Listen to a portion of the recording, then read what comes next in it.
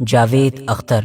India کے اندر یہ کسی بھی انٹروڈکشن کے محتاج نہیں ہیں، کیونکہ یہ انڈیا کی فلم انڈسٹری کے ایک بہت ہی مشہور اسکرپٹ رائٹر اور پوئٹ ہیں۔ آسان بھاشا میں کہیں تو یہ فلموں کی کہانی لکھنے کے لیے اور فلموں کے جو گانے ہوتے ہیں، جو شعر ہوتے ہیں، ان کو لکھنے کے لیے جانے جاتے ہیں۔ مگر ہاں، ایک سچ یہ بھی ہے کہ پچھلے ایک لمبے وقت سے یہ دیکھا جا رہا ہے کہ جاوید اختر اپنے اس پیشے کی بجائے اپنی اس سوچ، اپنی اس آئیڈیالوجی کی وجہ سے زیادہ چرچاؤں میں بنے رہتے ہیں کہ جو ان کی ریلیجن مطلب کہ دھرم یا پھر مذہب کو لے کر ہے۔ کیونکہ آپ کو پتا ہونا چاہیے کہ جاوید اختر ایک ایتھیسٹ ہیں، مطلب ایک ناستک ہیں کہ جن کے مطابق گاڈ یا پھر دوسرے شبدوں میں کہیں تو خدا وجود ہی نہیں رکھتا ہے۔ ورتھ نوٹسنگ بات تو یہ بھی ہے کہ جاوید اختر بھارت کے ان اکا دکا مشہور لوگوں میں سے ایک ہیں کہ جو نہ صرف ناستک ہیں بلکہ اس بات کا کھلے عام اعلان بھی کرتے رہتے ہیں اور آئے دن کہیں نہ کہیں پر الگ الگ منچوں کے ذریعے سے اس سے ریلیٹڈ بات چیت بھی کرتے رہتے ہیں۔ فی الحال آج کل مطلب دسمبر 2025 کے بالکل آخر میں یہ ایک بار پھر سے کافی چرچاؤں میں ہیں،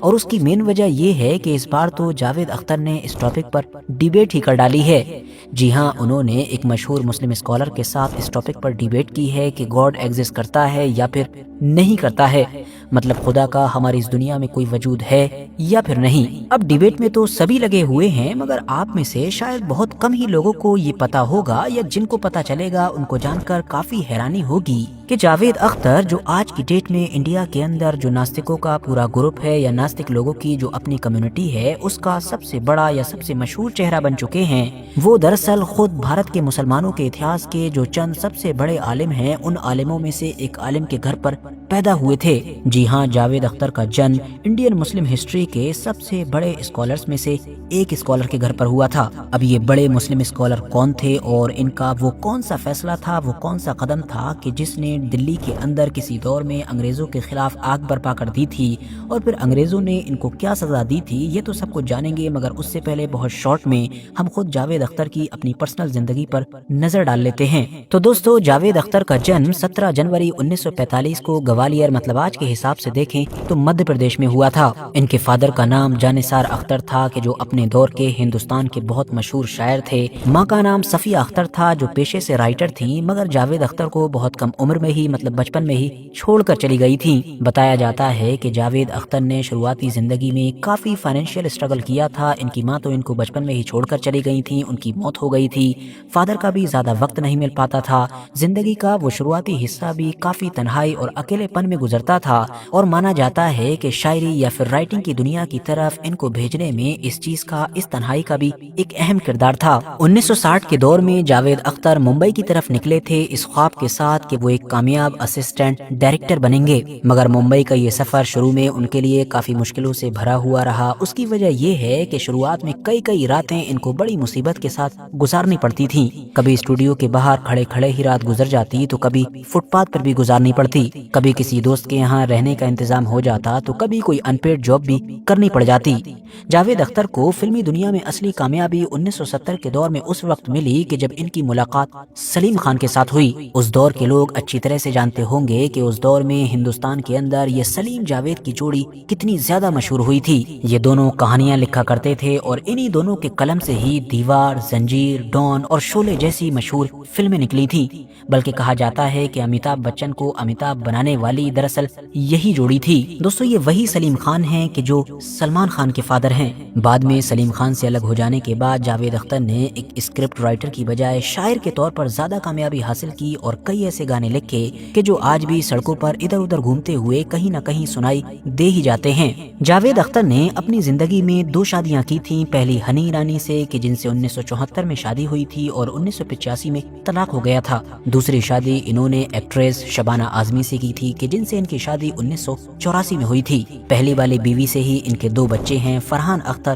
اور زویا اختر۔ فادر جاوید اختر کی طرح یہ دونوں بچے بھی فلمی دنیا سے جڑے ہوئے ہیں۔ اب آخر میں بات کرتے ہیں ہندوستان کے اتہاس کے ان مشہور عالم دین کے بارے میں کہ جن کے گھر میں، جن کے خاندان میں جاوید اختر کا جنم ہوا ہے۔ دراصل جیسا کہ ہم آپ کو بتا چکے ہیں کہ جاوید اختر کے فادر کا نام ہوا کرتا تھا جانثار اختر، اور ان کے بھی فادر کا نام ہوا کرتا تھا مظفر خیر آبادی۔ یہ بھی اپنے دور کے ہندوستان کے ایک مشہور شاعر تھے، مگر جانتے ہیں کہ ان مظفر خیر آبادی کے دادا کا نام کیا تھا؟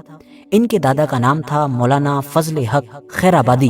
جی ہاں، وہی مولانا فضل حق خیرآبادی کہ جو 1857 کی جنگ آزادی کے سب سے بڑے کرداروں میں سے ایک کردار تھے۔ مطلب جن مصطفی خیرآبادی کے یہ جاوید اختر رشتے میں سگے پوتے ہیں، وہ مصطفی خیرآبادی خود مولانا فضل حق خیرآبادی کے سگے پوتے تھے۔ مولانا فضل حق خیرآبادی کہ جن کا جنم 1797 اور 98 کے آس پاس میں ہوا تھا، یہ خیرآباد میں پیدا ہوئے تھے، اور ان کے جو فادر ہوا کرتے تھے وہ بھی کافی بڑے عالم دین تھے۔ ان کے بارے میں لکھا گیا ہے کہ وہ مذہبی معاملات میں مغلوں کے ایڈوائزر ہوا کرتے تھے، اور خود فضل حق خیرآبادی بھی بچپن سے اتنے زیادہ قابل تھے کہ صرف 13-14 سال کی ایج میں ہی ٹیچر بن چکے تھے۔ مولانا فضل حق خیرآبادی نے اپنے دور میں مذہبی معاملات میں تو کافی کام کیا ہی تھا، مگر پولیٹیکلی بھی انہوں نے کچھ ایسا کیا تھا کہ جس کے لیے وہ اتہاس میں ہمیشہ کے لیے امر ہوئے، اور وہ چیز تھی ہندوستان میں ہونے والی 1857 کی مشہور کرانتی۔ دراصل 1857 میں جب ہندوستانیوں نے انگریزوں کے خلاف ہتھیار اٹھائے اور کرانتی کی، تو اس دور میں مولانا فضل حق خیرآبادی کی مغل بادشاہ بہادر شاہ ظفر کے ساتھ ایک کے بعد ایک لگاتار کئی سیکریٹ میٹنگز ہو رہی تھیں، اور ان خفیہ ہونے والی میٹنگز کے اندر کیا کچھ ہو رہا تھا، کیا پلاننگ چل رہی تھی، اس کا اندازہ انگریزوں کو بہت بعد میں لگ پایا۔ دراصل جیسے ہی بخت خان کے جو اس دور میں بھارت کی طرف سے آرمی چیف بنائے گئے تھے، وہ اپنی 14,000 کی فوج بریلی سے دلی کی طرف لے کر پہنچے، ویسے ہی مولانا فضل حق خیرآبادی نے جمعے کے روز تمام لوگوں کو اکٹھا کیا، مطلب ایک بھاری مجمع بلایا، بہت سارے عالموں کو بلایا، اور تمام عالموں کے سگنیچر کروا کے ایک بڑا فتویٰ جاری کر دیا۔ یہ فتویٰ دراصل انگریزوں کے خلاف جہاد کا فتویٰ تھا۔ یہ فتویٰ جاری ہونا تھا کہ دلی کے اندر عام لوگوں میں انگریزوں کے خلاف ایک خطرناک آگ بھڑک اٹھی۔ بعد میں مولانا فضل حق خیرآبادی کے اسی فتوے کو ہی بنیاد بنا کر الگ الگ علاقوں کے بھی جو عالم تھے، انہوں نے اپنے لوگوں کو اس پر عمل کرنے کا حکم دینا شروع کر دیا۔ اس دور میں اس فتوے کا اثر حد سے زیادہ ہوا تھا، اور انگریزوں کو اس کی بڑی قیمت بھی چکانی پڑی تھی، مگر ہاں خود مولانا فضل حق خیرآبادی کو بھی اس کی قیمت بڑی ہی چکانی پڑی تھی،